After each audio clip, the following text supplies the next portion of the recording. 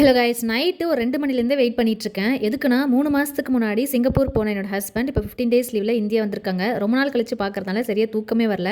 9:15க்கு land ஆயிட்டாங்க. அதுக்கப்புறம் எமிகிரேஷன்லாம் முடிச்சுட்டு வெளியே வரதுக்கே ஒரு 1 ஹவருக்கு மேலே ஆயிடுச்சு. அதுக்கப்புறம் ரொம்ப கஷ்டப்பட்டு ஒரு 3 பஸ்ஸு மாறி ஆட்டோலாம் பிடிச்சி வீட்டுக்கு வரதுக்கே ஒரு 4:15 போல் ஆயிடுச்சு.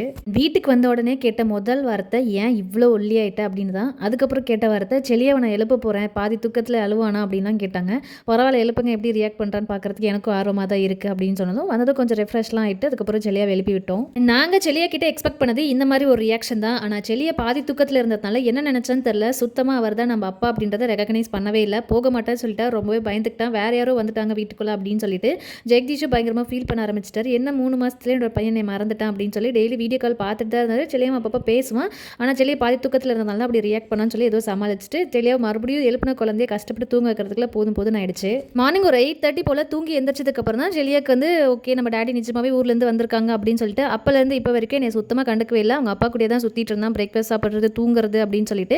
ஜெகதீஷும் காலையில் எழுந்திரிச்சு அவங்க அப்பா அம்மா கூட கொஞ்சம் நேரம் டைம் ஸ்பெண்ட் பண்ணிட்டு இருந்தாங்க. அதுக்கப்புறம் நாங்கள் 2 பேரும் பழைய வீட்டுக்கு வீடு ரெனோவேட் பண்ணிட்டு இருக்காங்களா, அங்கே போயிட்டு இன்னும் என்னென்னலாம் ஒர்க் பெண்டிங்கில் இருக்குது, இன்னும் என்னென்ன மெட்டீரியல்ஸ்லாம் தேவைப்படுது அதெல்லாம் கொஞ்சம் பார்த்துட்டு இன்னும் கொஞ்சம் வேலையெல்லாம் இருந்துச்சு, அதெல்லாம் முடிச்சுட்டு வந்தோம். மார்னிங் பிரேக்ஃபாஸ்ட்டுக்கு கண்டிப்பாக அடை தோசை தான் வேணும்னு சொல்லி 2 நாளைக்கு முன்னாடி ஆர்டர் கொடுத்ததுனால நாங்களும் அவங்க கேட்டபடி அடை தோசை செஞ்சு கொடுத்துட்டோம். யூஸ்வலாக செலியா ஆஃப்டர்நூனில் ஒரு 1 ஹவர் தூங்குவான். இன்றைக்கி எங்கேயாச்சும் லைட்டாக கண்ணை செஞ்சால் கூட நம்மளை எங்கேயா விட்டுட்டு போயிடுவாங்க அப்படின்னு சொல்லிட்டு சுத்தமாக தூங்கவே இல்லை. இன்ஃபேக்ட் அவங்க அப்பா ரெஸ்ட் ரூம் கூட போகவில்லை. இதை நினச்சி நான் பொசசிவ்லாம் ஆகல. ஒரு 15 நாளைக்கு பையன் நம்ம பக்கம் திரும்பவே மாட்டான். ஒரு குட்டி பிரேக் கிடச்சிருக்குன்ற ஒரு சின்ன சந்தோஷம் தான்.